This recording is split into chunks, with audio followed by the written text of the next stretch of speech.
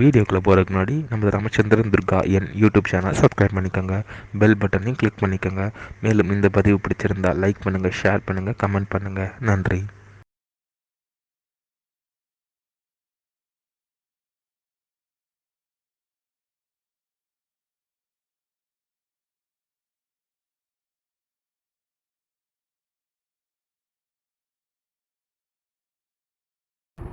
ஸ்ரீகுருभ्यो நமः. ஹரி ஓம். ஸ்ரீ மகாகணாதிபதியே நமः. அனைவருக்கும் முதற்கண் கோடான கோடிய நமஸ்காரங்கள், வணக்கங்கள், வந்தனங்கள். அனைவருக்கும் அன்பு கலந்த இனிய ஆசீர்வாதங்கள்.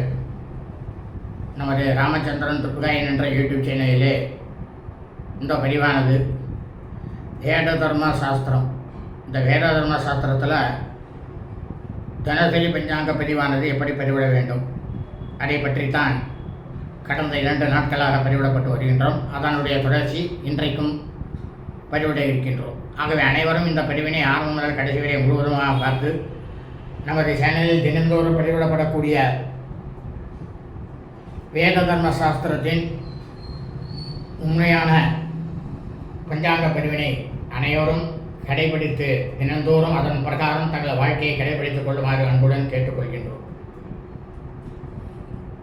வேத தர்ம சாஸ்திரத்தில் தினசரி பஞ்சாங்க பதிவினை எதை மையமாக வைத்து எப்படி பதிவிட வேண்டும் என்ற வேத தர்ம சாஸ்திரத்தில் உண்மையாக சொல்லப்பட்டுள்ளதோ அதைத்தான் நாம் நமது சேனலில் பதிவிடப்பட்டு வருகின்றோம் என்பதை அடியனுடைய அனைத்து அன்பு இதயங்களுக்கும் அன்புடன் தெரிவித்துக் கொள்கின்றோம்.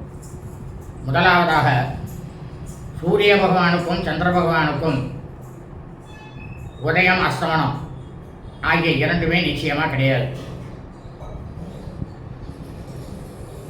அதாவது வேத தர்ம சாஸ்திரத்தில் என்ன சொல்லியிருக்கு அப்படின்னா, சூரிய பகவானாகப்பட்டவர் நமது கண்களுக்கு தெரியும் காலையில் எந்த நேரத்தில் தெரிகின்றாரோ அந்த நேரத்தை மையமாக வைத்துத்தான் அன்றைய தினசரி பஞ்சாங்க பதிவானது பதிவிட வேண்டும். இந்த உண்மையான செய்தியைத்தான் நமது சேனலிலே நாம் தினந்தோறும் பதிவிடப்பட்டு வருகின்றோம். அதன் பிரகாரம் பார்க்கிறேயானால், அதாவது தினந்தோறும் காலையில் சூரிய பகவானாகப்பட்ட கண்களுக்கு தெரியும் நேரத்தை வைத்து அன்றைய திதி, நட்சத்திரம், கரணம், ராகு காலம், யமகண்டம், குளிகன், கோரைகள் அனைத்துமே நேரமானது மாறிக்கொண்டே தான் இருக்கும். ஆனால் அனைவரும் பஞ்சாங்க பதிவினை அவரவர்களுக்கு வசதிக்கு ஏற்றாற்போல் 6 மணி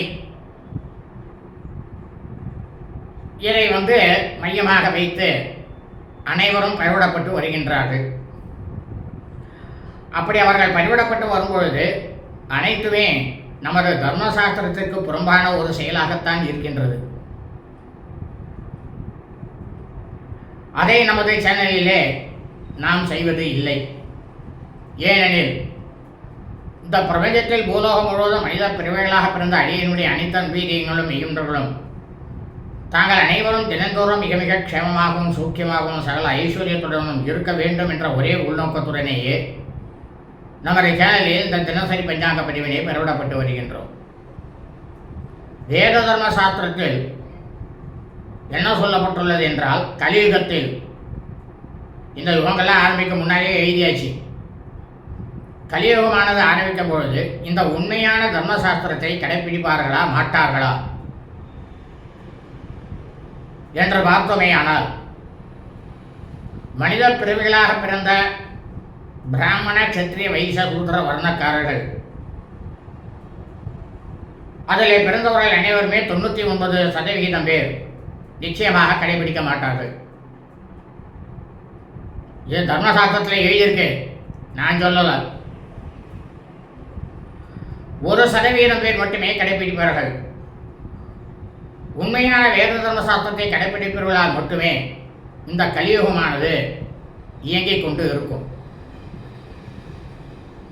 99% பிராமண வண்ணக்காரர்கள் கலியுகத்தில் அதர்மமான பொய்யான தர்மசாஸ்திரத்தை அவரவர்களுக்கு ஏற்றாற்போல் மாற்றி எழுதி இதுதான் தர்மசாஸ்திரம், இப்படித்தான் அனைவரும் கடைபிடிக்க வேண்டும் என்று சொல்லி கலியுகத்தை மாற்றி விடுவார்கள். ஜனங்கள் அனைவரையும் அதர்ம வழியில் செல்ல வைத்து விடுவார்கள்.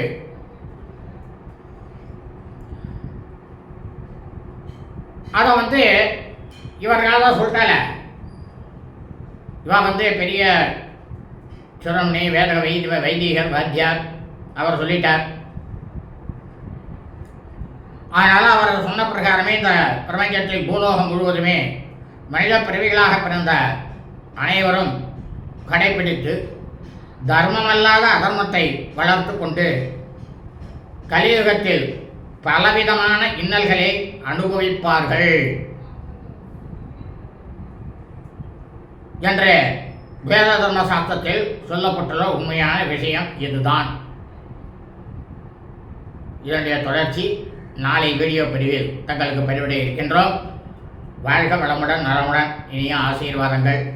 லோகாஸ் சமஸ்தா சுகினோ பவந்து. சுபமஸ்து. ததாஸ்து.